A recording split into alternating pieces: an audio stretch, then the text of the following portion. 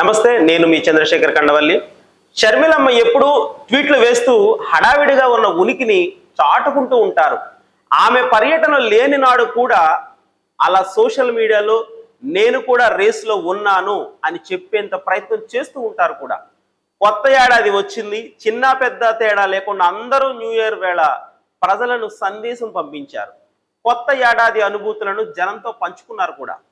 రాజకీయ పార్టీలు నాయకులు ఈ విధంగా గ్రీట్ చేస్తూ కొత్త ఏడాదిలో అడుగులు పెట్టిన వేళ AP Congress chief YS Sharmila సందడి మాత్రం ఎక్కడా లేకుండా పోయింది అని కాంగ్రెస్ నేతలు చెవులు కొరుక్కుంటున్నారు.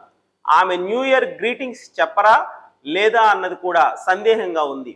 విషయం ఉన్నా లేకున్నా షర్మిలమ్మ ఏదో ఒక ట్వీట్ వేస్తూనే ఉంటుంది. అటువంటిది ఆమె కొద్ది రోజులుగా అలికిడి లేకుండా ఉన్నారనే చర్చ జోరుగా సాగుతుంది.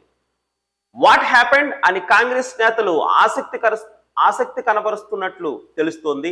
కాంగ్రెస్ పార్టీలో సీనియర్లు ఆమెకు దూరంగా ఉన్నారని వార్తలు ఒకవైపు ఉంటే, ఆమెను పిసిసి చీఫ్ పదవి నుంచి తప్పిస్తున్నారు అని మరోవైపు పుకార్లు షికార్లుగా వ్యాపిస్తూ వచ్చాయి. ఇంకొక వైపు వైసీపీ కాంగ్రెస్ తో దోస్తీ కడుతుందని, ఏపీ కాంగ్రెస్ కి కొత్త చీఫ్ వైసీపీ కోరుకున్న వారే వస్తారని కూడా ప్రచారాలు అదో మాదిరిగా జరిగిపోయాయి. ఇక క్రిస్మస్ రోజున వైఎస్ జగన్, వైఎస్ విజయమ్మ ఎంతో అనుబంధంతో ఆప్యాయతో ఉన్న ఫోటోలు అంతా చూసాం కూడా. యావత్ వైఎస్ ఫ్యామిలీ అంతా జగన్ వెంట ర్యాలీ అయి గ్రూప్ ఫోటోలతో హల్చల్ చేసిన సందర్భం చూసాం.